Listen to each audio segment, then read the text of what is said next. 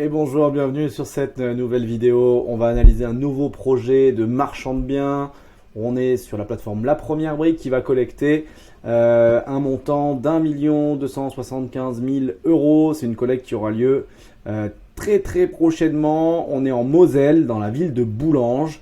D'ailleurs, je les félicite pour ce titre et ce nom de projet, La Baguette à Boulanges. C'est vraiment très fort.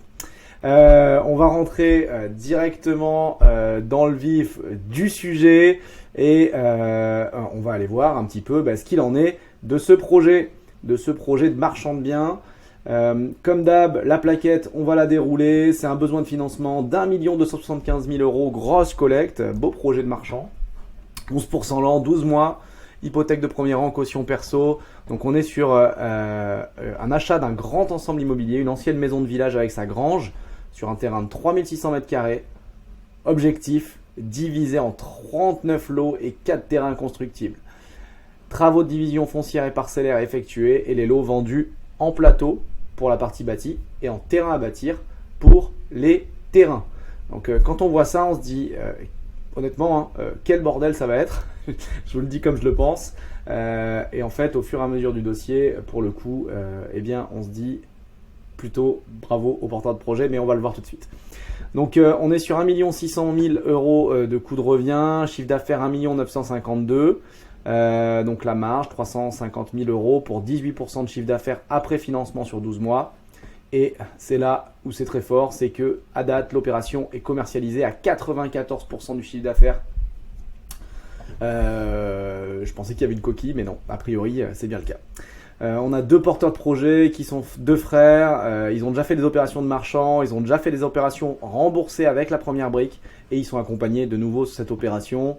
On va voir un petit peu le détail de ce qu'ils injectent. Eux, 328 000 et la Première Brique, 1 275 000. Comme je vous l'ai dit, on va de suite aller voir où ça se situe. Donc on est elle est pas loin de la frontière luxembourgeoise. On est à proximité de Thionville. Donc non, Thionville, c'est pas indiqué combien de temps, mais je pense qu'on a une dizaine de minutes de Thionville.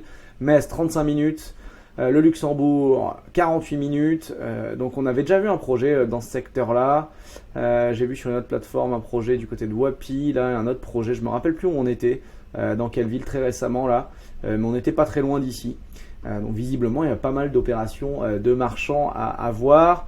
La petite remarque, on a des fois des difficultés et c'est très difficile pour des gens qui ne sont pas du secteur de pouvoir aller se positionner sur ces opérations-là parce qu'on n'a pas forcément d'historique de vente, etc. Même si avec des sites comme Meilleur Agent, on peut les avoir, mais DVF n'existe pas.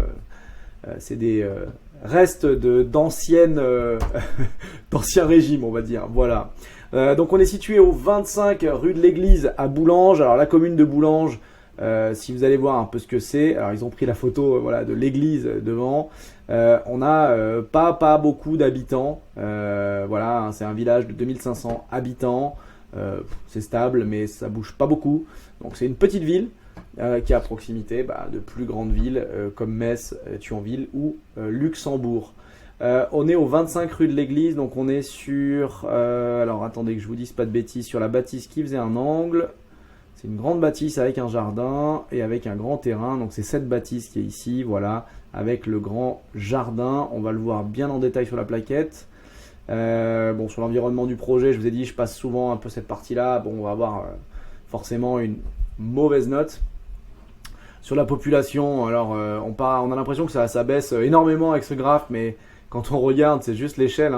2487, 2458, ils ont perdu 20 habitants ou 30 habitants. Il faut se détendre, il n'y a pas de souci là-dessus. On n'a pas d'éléments en particulier. Moi, j'aime bien souvent voie ferrée, autoroute ou le bruit, donc pas vraiment de problème là-dessus. On a essentiellement des maisons. Là, ils vont vendre, vous allez le voir, plutôt des appartements. Comme quoi, peut-être que c'était quelque chose qui manquait sur ce secteur. On va avoir des photos des ensembles immobiliers qui sont ici. Donc on a la grande grange, la grande maison. Donc ça, on voit, c'est le retour, ça fait un L. Donc c'est dans un état non entretien, on va dire. Donc là, on a l'intérieur de la maison, donc les feuilles qui rentrent, etc. Je pense qu'il y a des infiltrations d'eau, des problématiques. Là, ici, on le voit, je pense, d'infiltration en toiture. Certains endroits qui sont plutôt en bon état, comme ici. où on n'a pas de soucis particuliers. C'est presque même un peu somptueux comme escalier, comme on le voyait. On va voir les terrains et la partie extérieure, je crois, sur une photo après. Voilà, ici, donc la partie grange, encore des photos de l'intérieur. On a vraiment une grange, hein, c'est assez insolite, mais je pense que ça, c'est des photos qu'ils ont fait dans les visites. Ça nous arrive des fois, en tant que marchand de biens, de faire des photos. Il y avait un cheval encore, donc je pense que c'est pas acheté avec. Mais pour dire qu'a priori, il y avait encore récemment du monde dans ces bâtiments, ou peut-être des fermiers, ou des gens qui habitaient potentiellement ici, qui faisaient de la culture, qui avaient des chevaux, etc. Je sais pas bien, il n'y a pas trop d'infos là-dessus. On a des visuels avec, je pense que c'est les visuels du PC. Voilà le bâtiment en L, voilà ce qu'ils vont faire, mettre des menuiseries PVC, etc. Ils ont expliqué, on a les plans de coupe, donc ça on va le comprendre après. Et le résultat final attendu, donc on a toujours cette même bâtisse en L. Ils vont fermer, ils vont ravaler la façade, ils vont faire des parkings, des stationnements devant. On voit qu'il y a un Porsche à cet endroit-là. Le même Porsche qu'on retrouve ici, donc ça c'est l'autre façade a priori. Donc on a l'autre façade, on rentre ici, on aura les parkings sur l'arrière, c'est ce qu'on voit là. On va rentrer, alors attendez, je vais essayer de vous l'expliquer un peu plus clairement. Je viens de le découvrir et de le comprendre, ce plan. Donc là vous avez la partie jardin devant avec a priori des stationnements, et on va pouvoir rentrer par dessous ce Porsche ici et arriver pour de nouveaux stationnements. On a le L qui est de cette façon-là, et les terrains à bâtir, c'est une bonne question. Les terrains à bâtir, c'est ceux-là. Je vois qu'il y a un accès et puis 4 terrains, mais je ne saurais pas vous dire. Alors, ils vont être là, hein. Donc on va avoir un accès et 4 terrains à bâtir, je pense, sur cette partie arrière ici. Mais je ne saurais pas vous dire exactement comment ils vont être disposés à la lecture juste de cette parcelle. Je ne sais pas exactement. On a les plans avec les lots. Alors je vous avoue que je vous ai épargné, je me suis même épargné le décompte du nombre de lots, vérifier s'il y avait bien tous les bons lots. Un géomètre est passé par là, il a préparé un EDD. A priori, il semblerait que ça soit jouable. Donc voilà, on a les différents lots, 16, 18, 20, etc. etc. Premier étage, deuxième étage, donc là on a tous les lots. Donc ils ont fait des petites unités, vous voyez, on a des parties communes, un couloir, des petites unités. Et donc on va le voir après, on a entre guillemets des petites surfaces à la vente. Donc là on revoit l'emprise cadastrale dont je vous ai parlé tout à l'heure.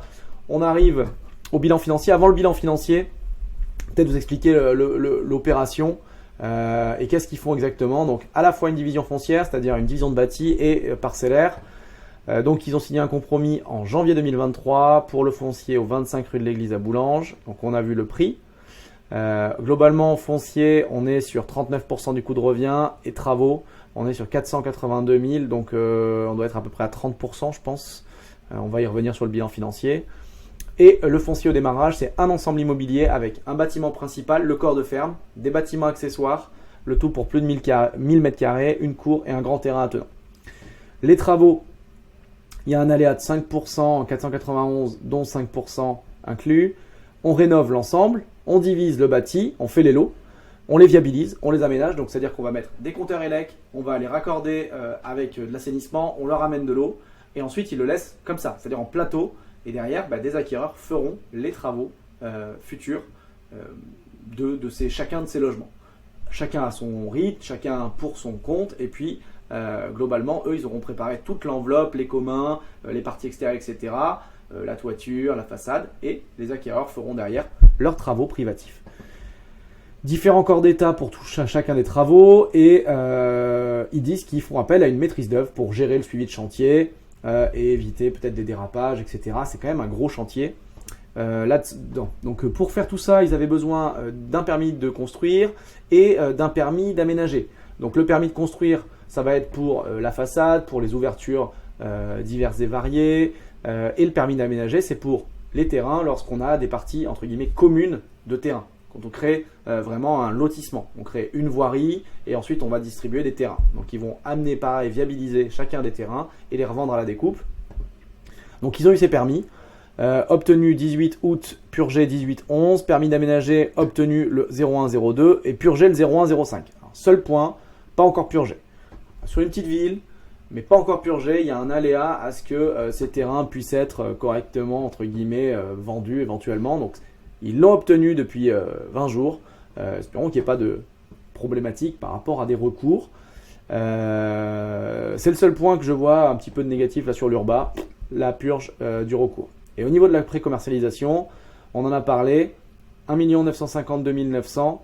À date, sur les 43 lots, 30 offres d'achat ont été signées, certaines portant sur plusieurs lots, pour un taux de commercialisation à 95% d'unité de lot, 94% du chiffre d'affaires, et donc du coup, vu qu'il y a la marge dedans, 144% du montant collecté. Alors là, il y a une erreur à mon avis sur leur plaquette, on n'est pas à 77% en volume et en chiffre d'affaires, on est à 95% et 94%. D'ailleurs, je leur ai signalé à nos collègues de la première brique que je salue. Donc 34 lots encore soumis à des conditions suspensives, mais vous allez voir le montant des budgets d'acquisition, ils sont très faibles. Alors certes, il y aura des travaux en plus, mais c'est très faible. Et s'ils ont réussi à commercialiser comme ça, je pense qu'ils arriveront à recommercialiser si jamais il y a des lots qui ne vont pas à la revente. Et 7 lots, donc 34 plus 7 fait 40. 40 et 3 qui sont encore à commercialiser. Et les 7 autres lots sont sans condition suspensive. Donc 24 offres signées pour 34 plus 7 pour 41 lots. Donc ça veut dire que la plupart des gens quasiment en achètent au moins 2, voire peut-être plus. On n'a pas le détail je crois par rapport à ça. Donc maintenant que vous avez compris un peu l'opération, on fait un permis d'aménager, on a des terrains, on découpe, on rénove le bâti, on vend des plateaux, et bien on va regarder le bilan. Donc le bilan, il est ici, 630 000 euros de foncier, 39%, un prix d'acquisition maîtrisé, 528 euros du mètre carré sur ce genre de grands ensembles immobiliers. Effectivement, il faut très bien acheter et sur ces prix au mètre carré, il faut bien acheter. Parce que là, vous voyez qu'ils ont acheté globalement 2 fois moins cher que le prix moyen au mètre carré du secteur, mais c'est normal. Ils vont optimiser, ils vont diviser, il y a des gros travaux, c'est difficile de porter des projets pareils. Donc bravo pour cet achat, mais surtout bravo pour le suivi derrière parce qu'en fait de faire une bonne acquisition, ça ne fait pas une belle opération derrière forcément. Il faut aller jusqu'au bout et gérer des opérations comme ça, c'est vraiment pas simple. Donc 630 000 euros. Ensuite on a des frais de travaux. On a des voiries, des réseaux divers pour 80 000 euros, les réseaux ELEC et et l'électricité pour 40 000. Alors ça, je trouve que c'est peu cher par rapport au montant. Alors il y a des économies d'échelle, on fait des économies d'échelle quand on fait beaucoup plus de lots, mais je trouve que c'est pas énorme. Mais bon, c'est quelque chose qui est géré par Enedis, donc s'ils ont les devis et que ça a été validé, c'est ok.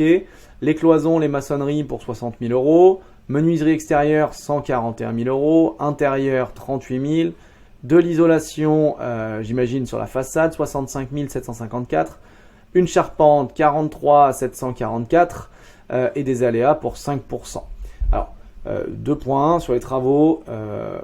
J'espère qu'il n'y a pas de problématique de TVA sur l'ensemble avec une réfection complète de la charpente, que c'est peut-être qu'une seule partie. Il y a des réglementations particulières. Et j'imagine qu'ils ont fait leur due deal comme il faut au niveau de la première brique et les marchands de biens sont expérimentés pour savoir qu'il y a des réglementations en matière de TVA. Notamment sur l'aspect toiture. Donc on ne voulait pas de remise à neuf et on considère qu'il n'y a pas de remise à neuf dans cette opération-là. Il y a une maîtrise d'œuvre, on a des frais de géomètre, plus les différentes études, alors études de sol par exemple, qu'ils ont dû faire pour les terrains, études structurelles peut-être pour certaines parties du bâtiment, donc c'est normal. Il y a un dossier d'urbanisme en plus qui est quand même pas donné, donc c'est les frais d'archi en gros pour l'intégralité. Voilà, on a des frais de raccordement. Ok, je comprends mieux pourquoi réseau et électricité, on n'avait que 40 000. Donc en fait, c'est les frais de raccordement qui sont là. La mise en copro, 5 000 euros. Des assurances, j'imagine qu'il y a une DO là-dedans. C'est ce qui fait que ça coûte un peu plus cher. Des taxes d'aménagement diverses et variées. Ok, soit des honoraires techniques pour 10%. Donc 39 le foncier, 31 les travaux, 10% les honoraires techniques et 20% pour les frais bancaires.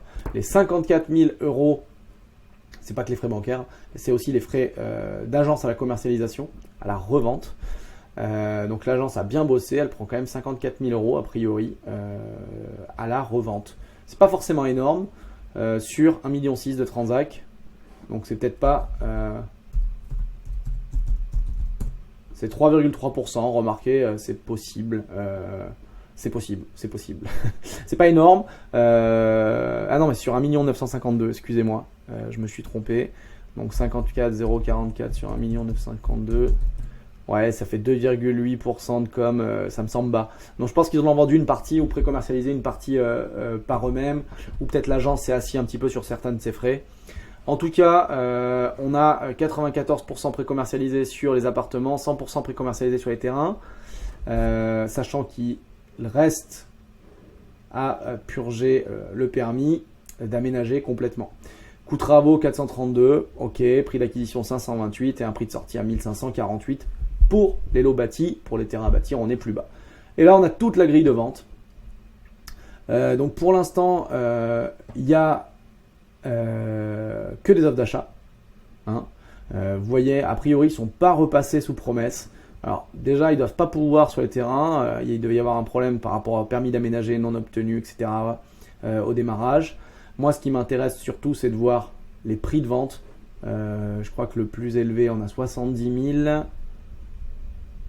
C'est 70 000 le plus élevé. Et après, on a des lots à 30 000, 30 000, 35 000, 43 000, 38 000. Donc des lots qui sont relativement petits en montant. Ils ont fait quasiment que des petites surfaces. Alors ça aussi, je suis assez étonné que la ville, mais bon, je pense que la ville avait cette verrue et pouvait rien faire.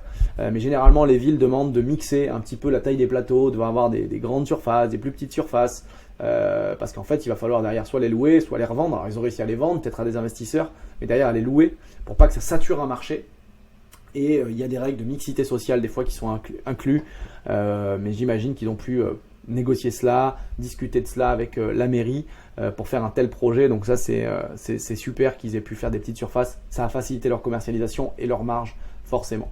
Donc on voit les financements bancaires et on voit les lots vides, enfin les lots non vendus. Donc il y a un lot ici, un deuxième lot là. Est-ce qu'il y en a un troisième? Parce que normalement, il devrait peut-être y en avoir 3 de ce que j'ai compris. Là, j'en vois que 2.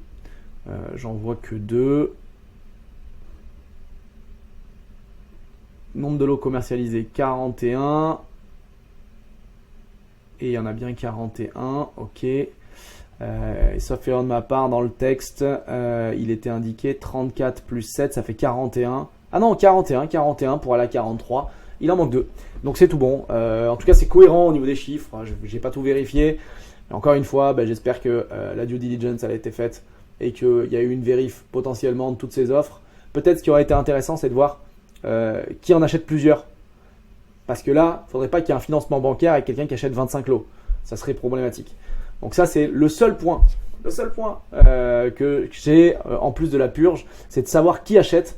Et je ne voudrais pas en gros qu'il y ait un acheteur qui en achète plus de 4 ou 5. Sinon, s'il a un défaut sur son acquisition, il pourrait y avoir un petit aléa ou un petit risque. Néanmoins, on est quand même encore une fois à 95% de commercialisation. C'est quand même très bien. Donc on a vu tous ces points-là. On a vu qu'en fonds propres, ils allaient pouvoir déjà libérer assez rapidement 243 900. Parce qu'il y a un financement sans condition suspensive. Avec un financement bancaire, on est à 1 601 000. Et donc globalement, plus ça va aller vite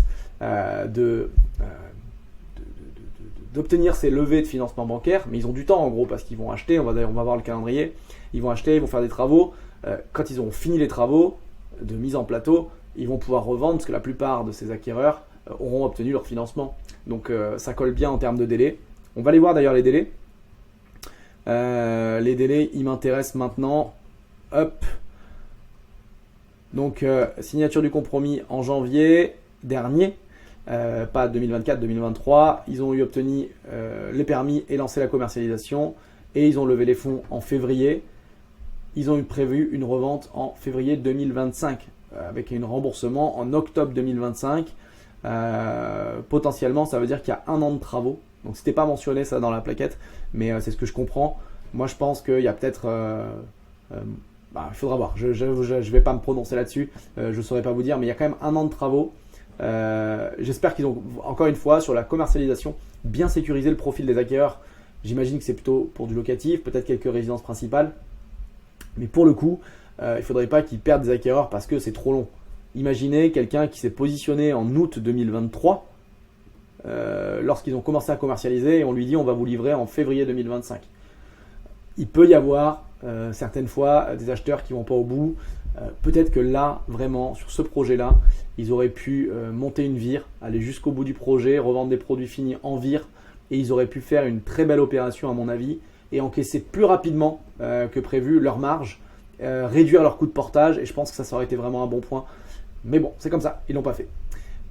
Donc voilà, au niveau de la temporalité, on en a parlé, l'étude de marché, je ne vais pas revenir là-dessus. Pour moi, ce qui confirme leur étude de marché, c'est la commercialisation et point barre. On n'a pas besoin d'aller plus loin. Le prix moyen, c'est 1008. On avait regardé le prix moyen, 1008, effectivement. On a des prix pas, on a des prix plus haut que ça. Ils vendent des plateaux, mais des petites surfaces. Donc on a une majoration de ce prix moyen. Et surtout, ils ont vendu. Donc c'est OK pour moi. Il n'y a même plus à discuter, entre guillemets, par rapport à ça. Je le répète, dans la mesure où il n'y a pas un acquéreur qui a acheté 40 lots. Voilà, c'est le seul truc qui nous manque.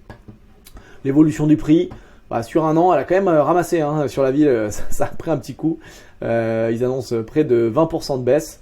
Je trouve que c'est beaucoup. Alors le marché a repris et je pense qu'il n'y a peut-être pas beaucoup de transacts sur la ville de Boulanges. Donc il suffit qu'il y ait quelques transactions qui baissent un petit peu fortement et c'est un peu plus délicat. On voit que le durée de publication des annonces 149 jours. Bon, malgré tout, nos deux opérateurs ont réussi à le faire très rapidement et à vendre très rapidement, donc bravo. Et pour le coup, le marché sur Boulanges, ils analysent qu'il y a une évolution de plus 5% sur un an. Donc j'avoue que j'ai un truc que j'ai du mal à comprendre entre dans la plaquette sur l'évolution sur un an plus 5%, sur 2 ans plus 8,5% et la baisse de moins 20,2% annoncée sur la slide d'avant. Pas très bien compris ce point-là. Donc si jamais certains ont des informations par rapport à ça à me donner, ça sera toujours intéressant de comprendre pourquoi il y a une si grande variation. Je ne comprends pas comment c'est possible. Donc ça c'est un truc qui m'intéresse si jamais vous avez des infos là-dessus. Il y a des annonces de comparables, mais tout est commercialisé ou presque. Et encore une fois, c'était au prix. Donc pour moi, pas besoin de s'attarder là-dessus.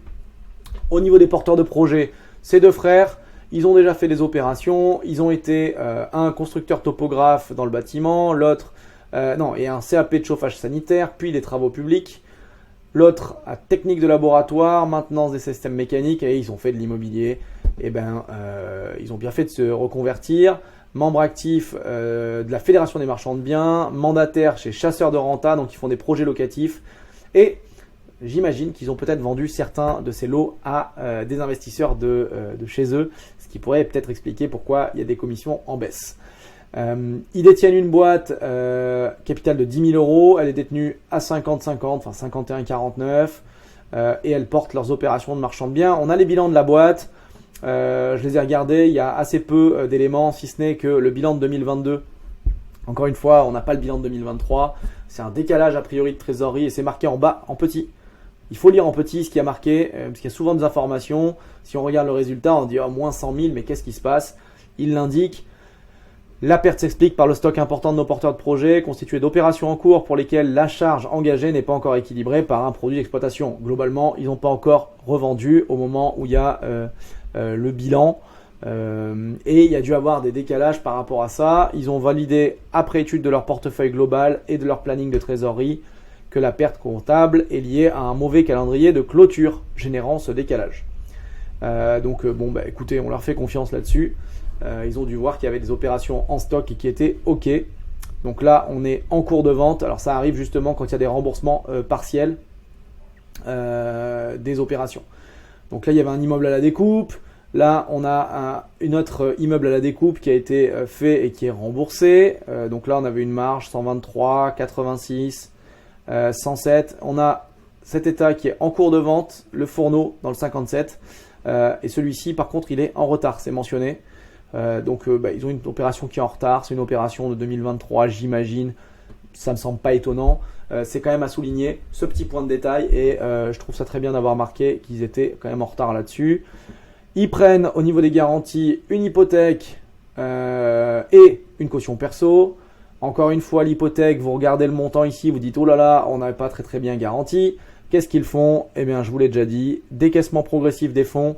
Quand on décaisse progressivement, on vient augmenter la couverture hypothécaire au fur et à mesure de l'opération et ça va permettre de sécuriser les investisseurs. Donc si vous êtes investisseur là-dessus, voilà comment on vous sécurise sur ce genre de choses.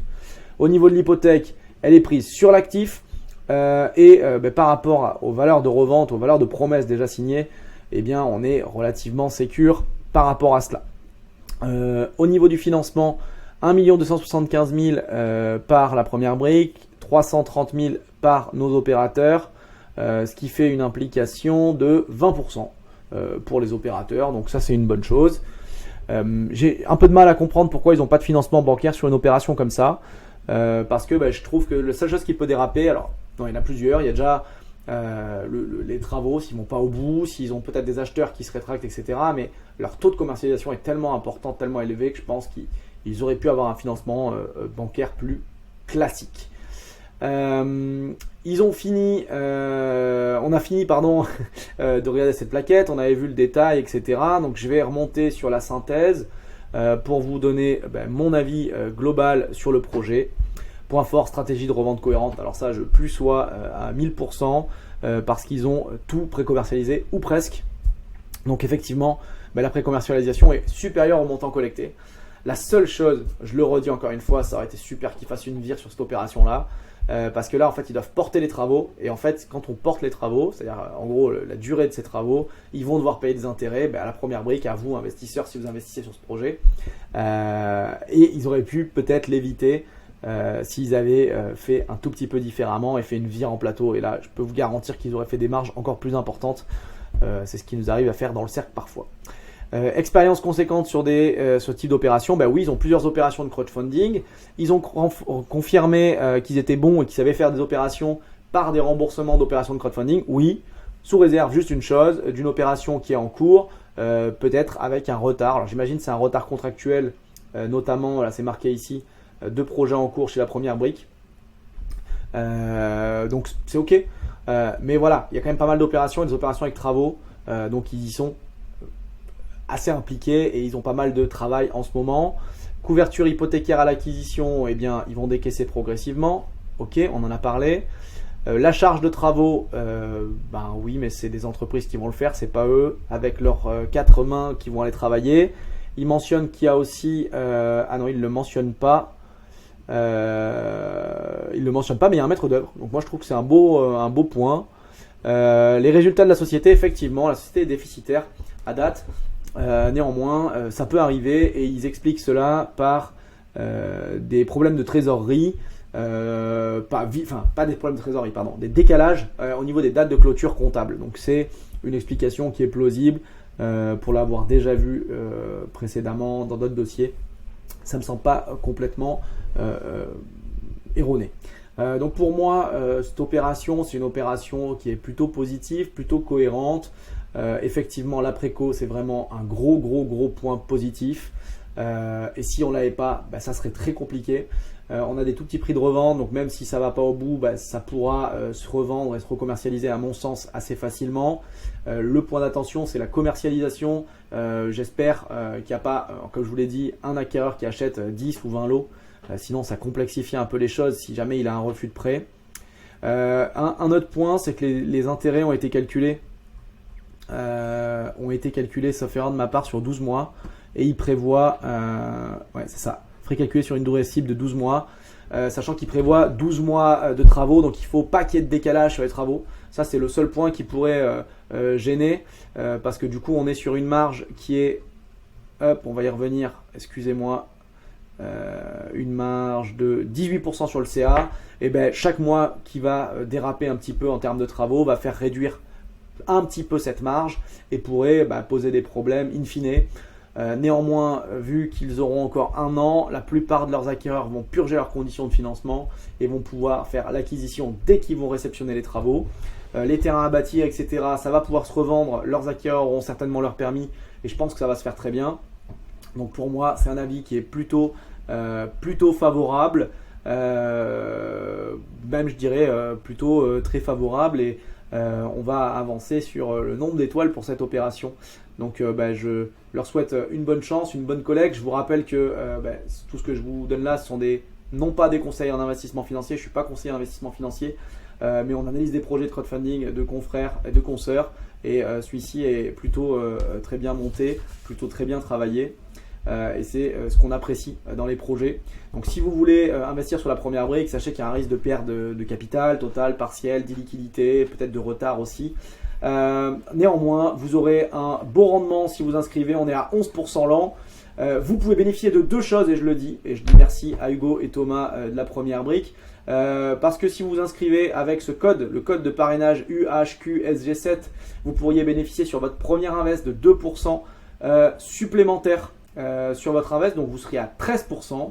Et nouveauté, vous pouvez également rentrer le code bonus lorsque vous allez vous inscrire, pas vous inscrire, mais lorsque vous allez investir sur les opérations. Si vous rentrez le code MDB marchand de biens, MDB, vous aurez 1% supplémentaire sur tous vos invests. Les deux offres ne sont pas cumulables, mais pour ceux qui sont déjà inscrits sur la première brique, on nous l'avait demandé, vous pourrez marquer le code MDB et avoir plus 1% supplémentaire. Voilà, tout est dit. J'espère que cette vidéo vous a intéressé, et on se dit à très bientôt pour de nouvelles analyses. N'oubliez pas de vous abonner, de mettre un pouce, un commentaire si vous êtes d'accord, pas d'accord, peu importe, on accepte tout le monde. Et avec plaisir de rediscuter d'activités de marchand de biens sur la chaîne YouTube du Cercle. Salut, à bientôt, bye bye.